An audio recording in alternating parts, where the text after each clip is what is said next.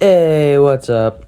Okay, so we're gonna do a Scarlet Nuzlocke, and I think today is gonna be a shorter video just because I haven't been recording for as long. But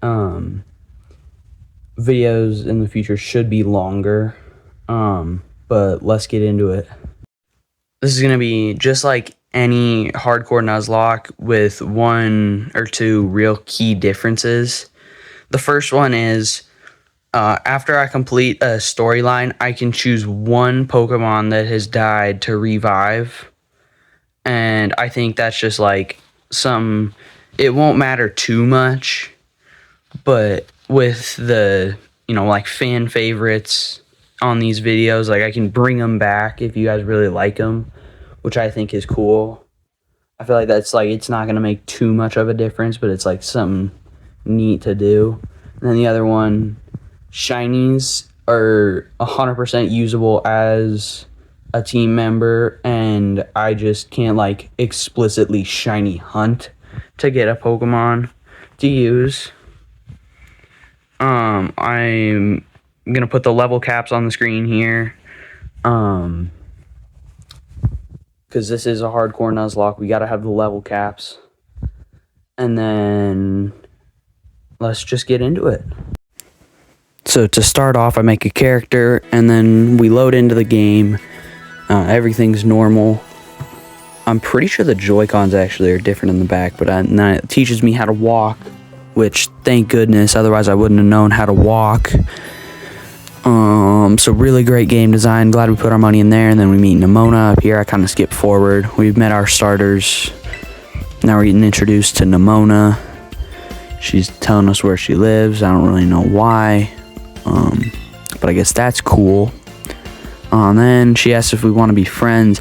I obviously say no because this is a Nuzlocke. We don't need friendship. We just need power. And she's trying to figure out why I don't like her. Then Clavel glazes her. But then I finally get Red Giant III, the Fuecoco, which is all we really needed here. Then she wants us to battle her, so we do. She has her Sprigatito, and that's it. So, I mean, tight matchups. Hooray. She's talking about this is my first battle. I've been doing this for years. I've been playing this game before she even existed. And then she starts off with Scratch. I just use Ember, and she's like, wow, you know your type matchup so well. That's such a great move. I don't really care. If you played the game before, you're gonna know that.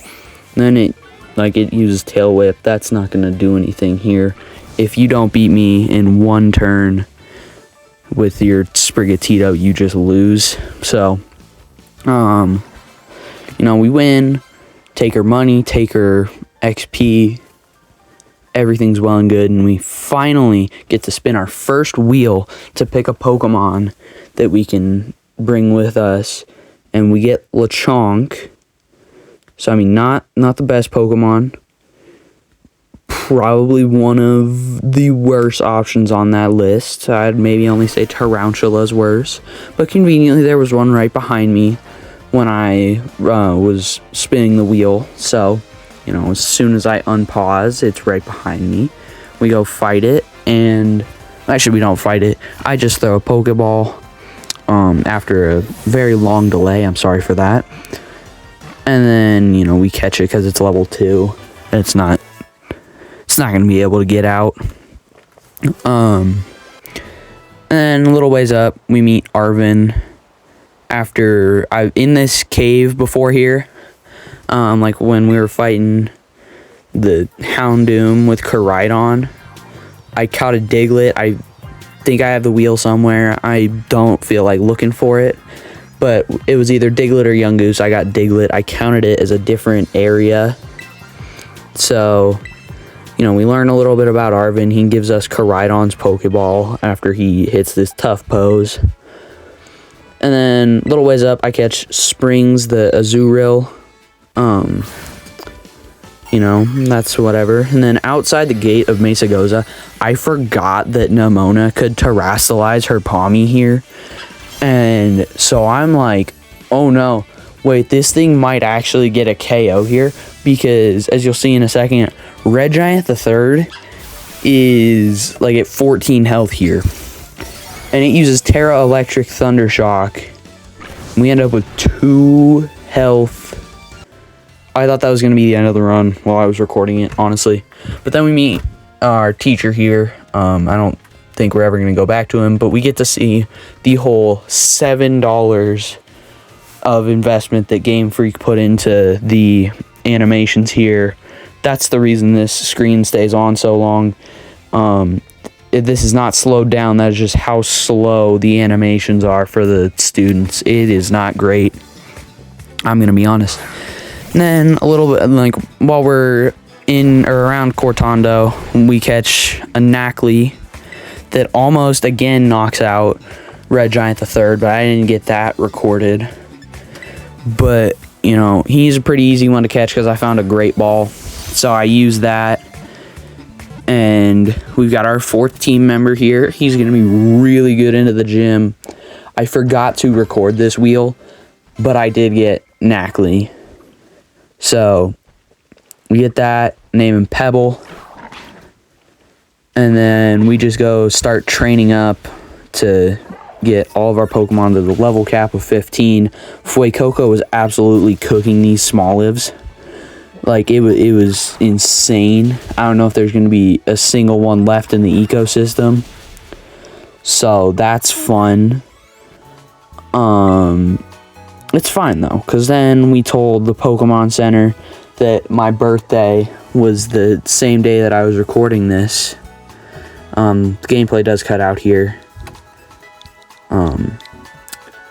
For some reason, I thought that you would actually get something besides just, you know, the, like, animation that plays, like a Master Ball or something. I don't know. I thought I'd get something like that, and I could just have, like, a Pokemon carry me the entire way through. And then we rolled the Olive for the gym challenge, and looking back at this, I did not do great.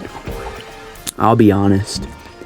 It's like funny because, like, you think your gameplay is good, and then you like watch it, and then it's like, what am I doing? What am I doing here? I can't even kick an Olive into a basket. But we do eventually get it in. Took a minute, but we get it. So we passed the gym test, and now here's our team going into the first gym. Pretty confident here. Katie says not to take her Pokemon lightly, which I may or may not do.